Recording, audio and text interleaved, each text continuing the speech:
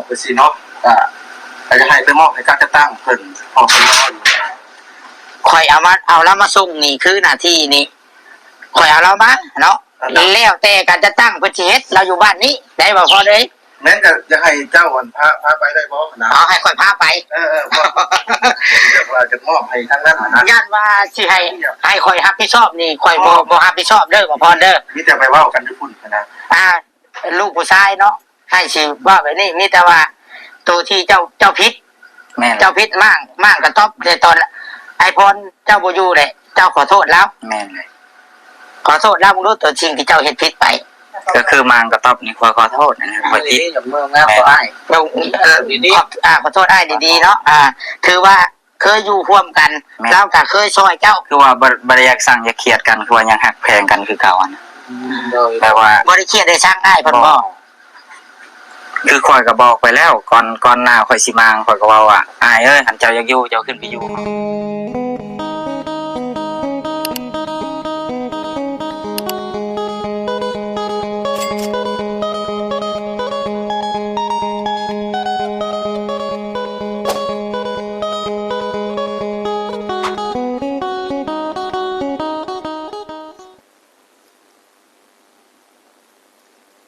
กับทักทายสบายดีและสวัสดี FC พ่อแม่พี่น้องหมู่เพื่อนเบิดทุกคนทุกท่านบ่ว่าสิเป็นพี่น้องฝั่งไทยฝั่งลาวหรือต่างประเทศก็ยินดีต้อนรับเข้าสู่ช่อง YouTube ตู่คำปันสุขเด้อพี่น้องเอ้ยเนาะเอามาเจอมาพ่อตู่คำมื้อนี้พี่น้องเอ้ยเนาะก็บ่มีหยังหลายก็คือเก่าคือเดิมพี่น้องเอ้ยเนาะช่วงนี้ตู่คำก็บ่ได้ค่อยลงคลิปพี่น้องเอ้ยบ่สบายแน่เนาะแล้วก็อยากน้ำงานแน่พี่น้องเอ้ยแต่มามื้อนี้พี่น้องเอ้ยเนาะทุกคำกะได้ติดตามเนาะในว่าได้เบิ่งได้เข้ามาเบิ่งทุกชิดเนาะเพิ่นได้อัปเดตมื้อเช้านี้ก็มีเรื่องตกใจนะพี่น้องเอ้ยเนาะทุกชิดเพิ่นโทรมาว่าให้ทุกคำไปจอบเรือไปเบิ่งไอเกตมานี่เพิ่นว่าพี่น้องเอ้ยไอเกตมานี่ติดต่อบ่ได้ตัวชิดก็เป็นห่วงตัวน้องมะนาวย่านไอเกตมานี่ตัวนี้เพิ่นว่าจังซี่พี่น้องเอ้ยเนาะทุกคำก็เลยว่ากับตัวชิดว่าโอ้ยเราบ่หนีดอกเราขี้ฮอดน้องมะนาวเราแพงน้องมะนาวคือหยังนี่เราบ่หนีดอกทุกคำว่าจังซี่เนาะเพราะว่าที่ติดต่อบ่ได้อาจจะเกิดการผิดพลาดเป็ดเบิดวอหรืออีหยังสักอย่างนี่แหละพี่น้องเอ้ยเนาะตู้สิโทรมาตู้คำก็เลยว่าเอ้าถ้าจังซั่นก็สิไปเบิ่งแต่ตู้คำก็โทรไปได้เนาะถ้าว่าโทรไปเนี่ยติดตู้คำจังไปเนาะหรือว่าโทรถามเพิ่นคุยกับเพิ่นก่อนถ้าบ่ติดตู้คำเอาไปคือกันได้พี่น้องเอ้ยเพราะว่าบริษัทเพิ่นนี่ก็ถ้าบ่มีคนข้างในพาเข้าไปตู้คำก็เข้าไปบ่ได้เนาะห้องเพิ่นอยู่ทางหลังตู้คำต้องผ่านบริษัทผ่านโรงงานเพิ่นไปเนาะพี่น้องเอ้ยแต่แล้วก็เป็นข่าวดีคือเก่าเนาะหลังจากที่ทุกคำโทรไปปติดเราก็ได้ส่งกลับคืนมาทุกคำก็ถามเพิ่นและเพิ่นก็ตอบทุกคำมาว่าฮอดเซนูพอแห้งเราอะฮอดเซนูแล้วที่โทรปติดนี่อาจจะเป็นเพราะว่าเราฮอดลาวเนี่ยสัญญาณซิมไทยเนี่ยจะบ่มีเนาะจะบ่มีเราก็เลยเปลี่ยนซิมลาวถึงโทรติดต่อได้เราก็ฮอดซิโนแล้วเราว่าพี่น้องเอ้ยเนาะโอ้ก็ลงอกดีใจนำเนาะเมื่อจัดงานแต่งพี่น้องเอ้ยพอตุชิดก็เป็นห่วงคิดนำยันว่าเราน้อยใจที่ได้ยินแม่ป้าเนาะแม่ป้าเนี่ยว่าญาติของน้องมะนาวเนี่ยว่าบ่มีเงินค่าดอกบ่มีเงินแต่งสิกลับมาหยังป้าน้องมะนาวได้เอ่ยแบบนี้เนาะตุชิดเลยคิดว่าอาเกมานี่นี่น้อยมุกตำใจเงินคำก็บ่มีก็เลยตัวนี้อย่างประมาณนี้นะพี่น้องเลยเนาะเอาแต่ก็กลับไปฮอดจบเจือพี่น้องเลยเนาะแต่ประเด็นทุกคำมื้อนี้พี่น้องเลยเนาะทุกคำก็สงสัยแล้วก็ติดตามมาดนบ่ได้ว่าติดตามตัวซิดน่ะมาดนแต่ว่าบ่ได้เข้าเบิ่งคลิปที่ตัวซิดได้ถ่ายลงคือว่าอาเมยอีหยังแหละพี่น้องเลยเนาะอาเมยบอกพี่น้องแล้วก็มีว่าพรนำพี่น้องเลยเนาะมู่ทุกคำฮู้ว่าต้นปลายสาเหตุเป็นจังไดเนาะเพราะว่าเรื่องที่เพิ่นได้นำเสนอลงเนี่ยถึงขั้นเกี่ยวกับเจ้าหน้าที่ กับภาครัฐหรือว่าอ่าเป็นเรื่องเป็นเล่าวเลยพี่น้องเอ้ยเนาะแต่เฮาก็บ่ฮู้ว่ามันเป็นเพราะอีหยัง FC ที่ติดตามก็สิฮู้เนาะแต่ทุกคำยังบ่ฮู้เดี๋ยวทุกคำจะไปเบิ่งไปชมคลิปนํกันพร้อมกันกับ FC ของทุกคำเนาะพี่น้องเนาะเอาก่อนไปก็ขอบคุณ FC ที่เข้ามาเบิ่งและฝากพ่อแม่พี่น้องกดไลค์กดแชร์กดติดตามกด Subscribe ให้ทุกคำเลยเด้อพี่น้องเอ้ยเนาะบ่ได้ค่อยลงคลิปช่วงนี้ก็ได้ไปถ้าว่าพร้อมแล้วก็มาเบิ่งมาชมนํกันพี่น้องเป็นแนวใดก็เด้อนี่พี่น้องจะคู่พี่น้องเนาะคอยเอาแล้วมาส่งนี่คือหน้าที่นี่คอยเอาแล้วมาเนาะนี่แต่การจะตั้งประเทศเราอยู่บ้านนี้ได้บ่พอเลย แล้วจะให้ข้าวคนพาไปได้บ่ เอาให้คอยพาไป จะว่าจะมอบให้ทั้งนั้นนะ ย่านว่าสิให้คอยรับผิดชอบนี่คอยบ่รับผิดชอบเด้อพอเด้อ ที่จะไปว่ากันที่คุณนะครับ ลูกผู้ชายเนาะให้สิว่าไปนี่มีแต่ว่าตัวที่เจ้าพิษ แม่น เจ้าพิษมากกระต๊อบเลยตอนไอพรเจ้าบ่อยู่เลยเจ้าขอโทษแล้ว แม่นเลย ขอโทษแล้วมึงรู้ตัวจริงที่เจ้าเฮ็ดผิดไป ก็คือมางกระต๊อบนี่ขอโทษนะขอคิด เจ้าขอโทษอ้ายดีๆเนาะคือว่าเคยอยู่ร่วมกันแล้วก็เคยช่วยเจ้า คือว่าบ่ได้อยากสั่งอยากเครียดกันคือว่ายังฮักแพงกันคือเก่าอ่ะนะแปลว่า บ่ได้เครียดได้ช่างอ้ายเพิ่นบ่ คุณชอบดูหนังโป๊ไหม เออ น้อยคนนักที่จะ คือว่าแล้วนี่พี่น้อง โอ้ยโฆษณาพี่น้องเอ้ยเนาะเป็นโฆษณาแอปเพิ่นโอ้ย รู้ ตาย เรื่องนี้มีแอปใหม่ที่ให้คุณดูหนัง โอ้ยพี่น้องเอ้ยเนาะ มันยากเนาะที่ชาวบ้านเจ้าหามานี้หรือว่าบอกมานี่ว่าแม่นบ่แต่ว่าต้องมีหลักฐานเด้อพี่น้องเด้อเนาะหรือว่าบ่มีก็แล้วแต่เรื่องของอาเบยแต่ว่าทุกสิ่งทุกอย่างแล้วนะเวรกรรมมันมีจริงพี่น้องเอ้ยเนาะถ้าอาเบยเฮ็ดชั่วเฮ็ดแนวบ่ดีก็เวรกรรมคันว่าอาเบยเฮ็ดแท้เนาะถ้าว่าอาเบยบ่ได้เฮ็ดก็คือว่าเนี่ยแต่เวรกรรมนั้นมีแท้พี่น้องเอ้ยเนาะเลยคือข่อยว่าบ่น้อยกับข่อยนี่บ่ได้เกี่ยวอีหยังทั้งนั้นเนาะบ่ได้เกี่ยวหยังทั้งนั้นมีแต่มาส่งหาที่มาส่งเลยก็อาจสินั่งลิ้นนั่งหัวถ่ายเฮือนชานแล้วเลยก็กลับเมื่อเนาะข่อยบ่ได้เกี่ยวพี่น้องไอ้เนาะบ่ได้เกี่ยวอีหยังทั้งนั้นเนาะเนาะประมาณนี้พี่ คื น้ อ อง สิ ไอ้ อยู่ เนาะ เกี่ยวอย่างทั้งนั้นพี่น้องเอ้ยเนาะ โอ้ตัวรอดเป็นยอดดีเลยเสีย อัน ไป ใหม่นั่นแหละไปมันเดี๋ยวผู้แหละได้ช้อนแล้วบ่นี่บ่น้อยยังอีกประมาณของการบ้านเลยของแจ้งความแบบความในใจบ่ได้พี่น้องเลยเนาะ กันแจ้งความกันเลย เป็นไปได้ยากพี่แต่ว่าเจ้าหน้าที่มันสีอันนั้นดอกบ่ง่ายสิติดตามว่าผู้นี้นี่เนาะสมมุติว่าตู้เด่นหลักรถข่อยเนาะเอาไปขายตู้เด่นตู้เด่นคนมักลิ้นมักกิน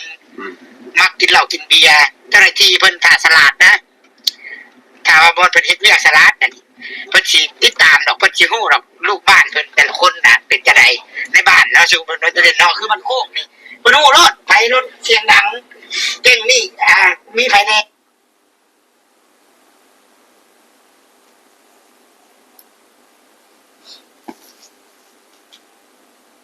พอจะเข้าใจเรื่องราวพี่น้องเลยเนาะ มาหน่อยอยากดูจะหลังกูเลยนี่เนาะเงินก็เนาะขนาดตัวเด่นเนี่ยมึงตัวเด่นหลังนี่คืองามแท้แต่เคยมาแล้วตัวชิดโซ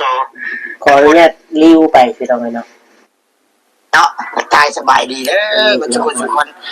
ตอนนี้จะพาเพิ่นมาฮอดเฮือนไหนก็เมียเพิ่นนี่สิไปใช้มันนี่เอาเครื่องลงก่อนแหละเครื่องอยู่รถนี่โอ้ยเบิ่งสิได้ไหมไงนี่ดีใจอยู่ว่าทางก่อนดีใจอยู่ว่าได้มาเฮือนปฏิบัติตัวให้ดีเด้อบัดนี้เด้อมันยังสิเกิดขึ้นก็อย่าเป็นคือหลายคนเว้าเฮาต้องบ่ให้บ่เครียดเอาคำเว้าที่เอาคำเว้าสิ่งที่ว่าถ้าว่ามีหลายคนว่าเจ้าบุรีเจ้าต้องเอาคำเว้าอันนั้นน่ะมาเป็นแรงบันดาลใจให้ว่ามีมือหนึ่งจะเฮา คนอื่นต้องเห็นคำว่าง่ายๆว่าบ่น้อยเพชรหรือว่าทองเพชรนี่มันอยู่ในขี้ตุ่มเนี่ยแหละมันกะ โดย เป็นเพชรคือเก่าทองก็คือกัน ถึงไฟลวกไฟล้นซำใดอยากจะเหมือนคำบอกคำว่าคนเนี่ยแต่เจ้าจะเป็นคือว่าวไหน โดย ถ้าเป็นคือว่าวกะก็ตามนั่นแหละ ก็ตามนั้น ก็คือว่าวเนาะสู้ๆไปเอาเครื่องลงบัดนี่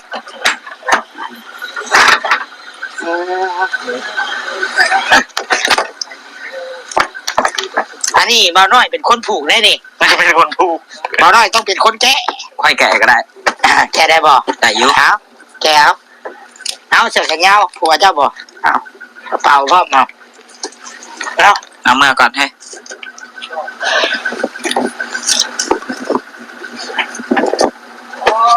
นี่อย่างก็คอยเว้าคอยจาคอยล้มน้ำเพิ่น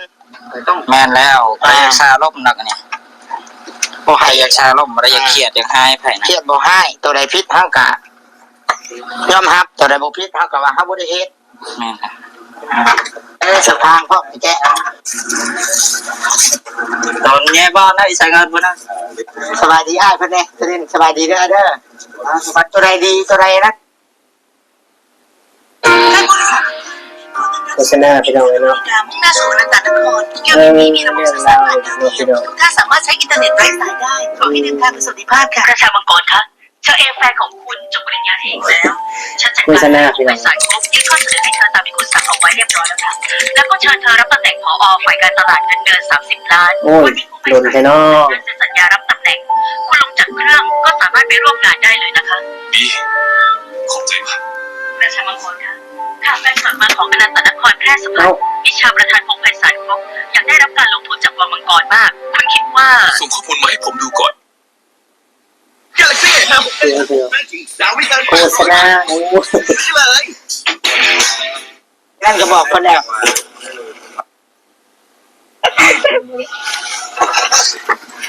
จะสกิดบางอย่างนะเฮ้ย เอาคือสิกุ้มใจอยู่ หายใจแห้งทาง เอา นี่ได้ของหลงแต่ ต่อพี่น้อง อ้าว เข่าที่สาวเลยไม่โดนหลอก หลอดไฟอย่างมีบัตตี้ นี่แหละ ขออนุญาตเข้าเรือนชาญ เปิดเองเลย เนาะ นี่ดิไผ่ อันนี้คือสิกระต๊อบตัวนี้แหละที่ว่ากระต๊อบมีปัญหานะ ของหน้า เฮ้ยอันกระต๊อบตัวนี้บ่ที่ว่ามีปัญหานะ แม่นเลย นะมีแต่เขาบอกมาเรื่องที่น้องเรื่องอันนั้นคือบอกเกี่ยวกับเขามาชมกับเบยแล้วเนาะให้เพิ่นเคลียร์กันเอง โดยเจอกันเองเราประหยัดนะ อ่า ทุกนาทีแล้วบัดเนี่ย นอนอยู่นี่บ่เจ้าน่ะ โดย เออ แซดวันนี้ก็ต้องคอยไปอีกครั้งหนึง ฮะ พาเหือนคอยไปครึ่งหนึง ไงต่อไปเนาะ แม่นเลย อันนี้มันก็อุดมสมบูรณ์อยู่ไปแน่น้ำดังเมือง พาไผ่เป็นนั่นนี่แหละแต่เรา เรา อะ แม่ ปุ๊บบนกระเป๋าสบู่มาเก็บนะเฮ้ย เรายาปลาปิ้งก็มีแต่ห่างเด้อ โดย แต่ตุ้ยเขาว่าตุ้ยสมบูรณ์ตุ้ยพี่ดีงามอยู่เด้บ่น้อยแต่บ่ได้คือว่าคนฉุกยามาบันได มัวมีเราอย่ามาบริไกลโตแล้ว เด้อบันนี้เด้อ โดย อ่า เบิ่ง10ส่งจนขาด ได้ยินข่าวดีใช่ป่ะนี่ โดย แต่ว่าเบยได้ลูกแล้วคือฟ้าแล้วฟ้าเนาะคือสิเจิดเลยนะ เอามีอย่างสิเว้าแล้วกับพวกอ้ายอยู่บ่พวกอ้ายสิเมื่อ ยังสิว่าวดอกคันคำว่าของอายสิเมื่อก็ขอให้เดินทางปลอดภัยเด้อ โดย คือสิกุ้มใจอยู่ หายใจแห้งเติมทีนี้แต่ว่าคันว่าเพิ่นมาหาก็คืออ้ายเว้าอ้ายบอกนั่นแหละ แม่นทำเพิ่นมาเสิร์ชให้ขึ้นห้องกลางก็ ให้เว้าความจริงให้ยืนยันความจริงถามว่าตัวใดผิดคืออ้ายเว้าตัวใดที่ว่าเฮารู้สึกผิด โดย ที่ว่าเขาได้ผิดพลาดไปเขาเฮ็ดลงไปแหละคือเรื่องอาตุเรื่องหยังมั่งตอนที่ว่าไอพรบ่อยู่น้องก็ขอโทษว่านะ โดย ก็ตัวที่เขาผิดแล้วเขายอมรับและเปลี่ยนแปลงปรับปรุงตัวที่ว่าเขาบ่ผิดก็เขาสิห้ามให้คนเว้านี่ห้ามบ่ได้แล้วแต่ภาษีเว้าก็เว้าไปนอกจากว่าแต่ว่าคนเว้าดูหลายก็บ่ดีได้พี่น้องเอ้ยเนาะ โดย ต้องมีขอบเขตในการเว้าให้กันได้เนาะมีแต่ประมาณนั้นแหละอ้ายผากว่าไว้สำนี้ โดย เอาบ่น้อยได้มีหยังอยากเพิ่มอีกบ่บ่น้อยผากกับน้องได้เว้าได้ ว่าได้ นี่แต่สู้ๆเด้อไปเด้อ ซอยกันว่า ขอบใจเด้อ เลิกให้ได้สิ่งที่ผ่านมาก็ได้บ่เฮ็ดคือเก่าได้บัดนี้เด้อ หน่อย เลิกใหม่ ไปนั่งกับน้องบอกสิเมื่อเลยผ่าบอกกับน้องรถ มีแต่ ถื ถื อ อก ล้ ล้ อ อง งบอกเด้อ หน่อย มีแต่เริ่มให้เจ้านี่เริ่มต้นใหม่เด้อ หน่อย นับหนึ่งใหม่แต่เมื่อนี้เป็นต้นไปได้ หน่อย สิ่งที่ผ่านมาเขาบอกว่าถึงเจ้าเหตุยังมาตัวน่ะบอกว่าถึงจะเป็นคนใหม่แล้วหลบความดูถูกของเขาเด้อ หน่อย สิ่งที่เบิ่งอ้ายเป็นตัวอย่างเด้อ หน่อย มีปัญหาอย่างกับโทรปรึกษาอ้าย หน่อย อ้ายจะที่อยู่เคียงข้างเจ้าคอยบอกคอยสอนเจ้า หน่อย อ้ายบ่ได้มาได้ถ่ายคลิปบัดเอง หน่อย เวียกชุบอ้ายอัน ยกก็ได้เบียกอ้าย เวียกชุบอ้ายนั่นบ่ได้แบบว่าเอาอันนี้เป็นลักเนาะ โดย จากมือจากเคลื่อนไป โอ้ยอาทิตย์หนึ่งเลยเกือบ2 อาทิตย์แล้วเนาะ แม่นบอกอ้ายอันเจ้าโทรอันไปหาอ้ายเมื่อน่ะมื้อวันหยังวะลืมแหละวันผิดหมดวันเสาร์ จังหวะนี่วัดจันทร์บ่ แม่นบอก หน่อย เป็นผิดเลยทีแรกเงินซ่านเหมือนกันน้องเอ้ยตอนของ เนาะ พื้นหาเห็ดอยู่เห็ด ผู้ใหญ่เฮ็ดเนาะเพิ่นเฮ็ดเพิ่นทานให้บ่งามนึงหักเช้า หน่อย สมัยตอนนี้ลูกมีเต้าน้องกันนี่ยากแล้ว แต่ว่ากล้องอยากหมื่นเนาะย้อนแสงตัวนี้เนาะนี่เฮาก็ปิ้นเนาะพี่มาห้องพี่จะได้เอามาร่วมกันจนชุดช่วงท้ายแล้วบัดนี้เนาะก็บ่น้อยเนาะ โดย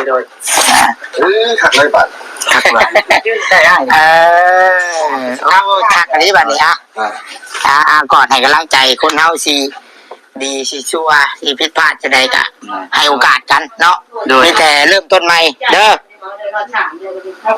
ทางนั้นก็ลากันแน่เนาะเริ่มต้น อย่าเฮ็ดคือคนอื่นเว้า หน่อย ถ้าอยากเป็นคนดีอยู่ในสังคมและให้ปฏิบัติ เวลามันสิพิสูจน์การเวลามันสิพิสูจน์คนดอก หน่อย เนาะให้เวลามันพิสูจน์ว่าไผเป็นจังไดเด้อถ้าสิเป็นอะไรก็ตามอย่าปะเฮือนอย่าหนีแต่เฮือน หน่อย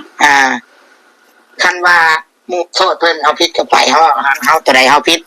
เรื่องหนีเรื่องชินก็ยอมรับคืออ้ายเว้าหักใช้หักจ่ายบ่เว้าได้บ่จ่ายแต่เฮายังบ่มีเลยก็นัดกันเดือนนึงเฮาสิให้เจ้าเท่านี้ หน่อย เด้อ หน่อย แล้วนั่นแน่เนาะบ่น้อยเนาะ โดยนั่นแหละ เฮาก็ได้ไปกินเพิ่นดลีเด้ หน่อย ถ้าเกิดว่าเจ้ากินหมดสิได้เจ้าก็ว่าของกินบ่หมดนั่นคนนี้เป็นนะเนาะ เอาความจริง รุดให้เฮาได้อยู่บ่ เพราะว่าถ้าบ่หมดนั่นเจ้าก็ว่าไป เนาะ แต่ต้องใส่หนี้เพิ่นนั่นแหละเอาเห็ดผิดก็ต้องยอมรับตัวนี้เด้อ หน่อย สู้ๆได้บัดนี้ หน่อย กระเป๋า พี่น้องเนาะเฮาก็สิได้มื้อเพราะว่าผัวน้องมะนาวก็ท่าคอยอยู่ห้านผู้ใดนี่น่ะมาแต่ไทยน่ะท่าเอามื้อส่งกันนั่นก็ได้ อ๋อ แต่เช้าผู้ใดตั้งแต่เฮาออกมา โด พุ่น ยโดย ท่าอยู่พุ่นก็ได้กระเป๋าชี้กระเป๋าว่าซั่นเนาะบ่มีคนมาหาเพิ่นนั่นแหละคนมาอะไรกัน อันนี้เงินผู้ใหญ่จะดีเอาให้กันแหละแต่ว่าก็แหละแบบสละเอาให้น้องโดยต้องสิตั้งต้นตั้งโตเด้อ หน่อย แล้วแต่สิใช้จ่ายเนาะ เดี๋ยวแต่ใจถ่ายเด้อเลยมอบให้เจ้าเด้อ หน่อย ตอนนี้ก็เรือจากใช้น้ำมันได้พี่น้อง สู้กัน เรือได้เนี่ยจักจิเป็นเท่าไหร่แถมให้เงินผู้ใหญ่เอาให้ใช้น้ำมันนี่แหละเรือตั้งตนตั้งตัว ใหม่ได้ จะไปชื่อยาเสพเด้อ หน่อย บ่พรสบายดีมะ ไปดี มาเชิญเอา สบายดี ได้เจอหน้ากันก็บ่พร แม่น มีหยังสิว่ากับอ้ายเพิ่นบ่อันดับแรกเอา มีแต่ให้อ้ายเพิ่นเล่ามาแล้วแหละ โอ้ทำไมได้บ่นะ ในสิ่งที่เฮาคิดว่าเฮาสำนึกผิดที่เฮาเฮ็ดผิดพลาดไปนี่มีหยัง แม่นแหละมีแต่ตู้ลำโพงตอนค่อยมากระตอบนั่นแหละมันตกค่อยเก็บไว้ให้ มีแต่ อันนี้จะอธิบายให้อ้ายเพิ่นฟัง แต่ค่อยก็คืนอ้ายเพิ่นแล้ว อันนี้มาหาไอ้ทีน่ะ แม่นแหละ แล้วว่าคือต้องให้ไปนั่งมาอยู่ห้องจ้ะ ก็คือว่าแหละคือเมียค่อยก็ย่านนั่นแหละ แต่ว่า ค่อยคืนแล้วเจ้าก็คือได้รับแล้วเนาะ ก็ที่ทั้งอันตู้เจ้าว่าทั้งอันคอยทีเมียจากทางซีมันก็บ่แม่นคือคอยขอห้อง เคาะห้องข่อยก็ว่าเคาะห้องบ่ได้ว่าเรื่องว่าฮอตตบฮอตตีบ่ได้ว่า ก็คือเคาะห้องเพื่อจะไป เคาะห้องแม่น ลำโพงนี่บ่ตกดอก เพราะว่าลำโพงนี่อยู่ทางอยู่ทางด้านนี้เนาะม่างห้องก็บ่ตกลำโพง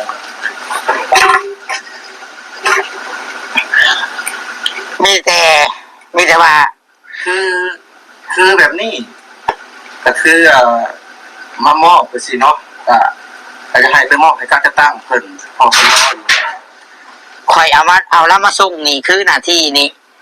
ข่อยเอาแล้วมาเนาะ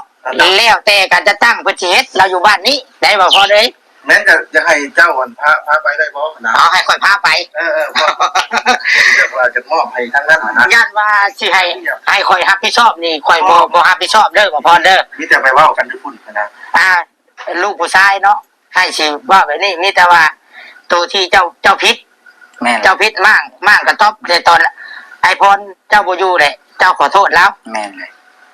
ขอโทษแล้วมึงรู้ตัวจริงที่เจ้าเฮ็ดผิดไป ก็คือมางกระต๊อบนี่ขอโทษนะข่อยผิด กับเมืองงามก็อ้าย เราขอโทษอ้ายดีๆเนาะ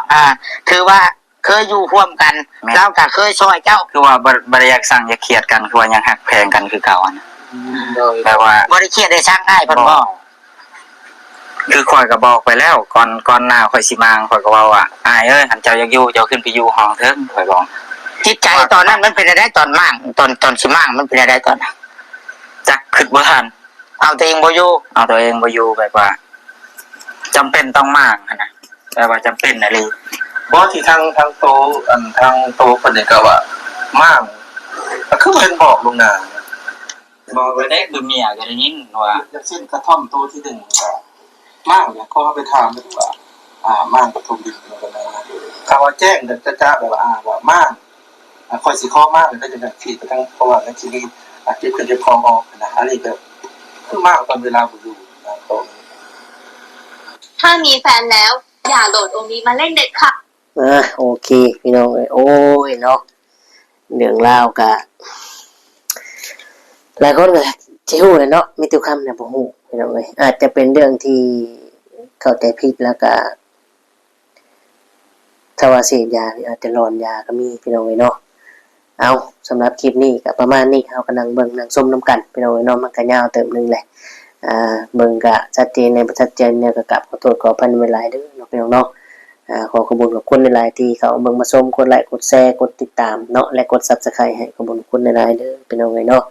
สำหรับคลิปนี้ทุกคำก็สิได้ขอตัวกล่าวคำว่าสำบายดีและสวัสดีครับ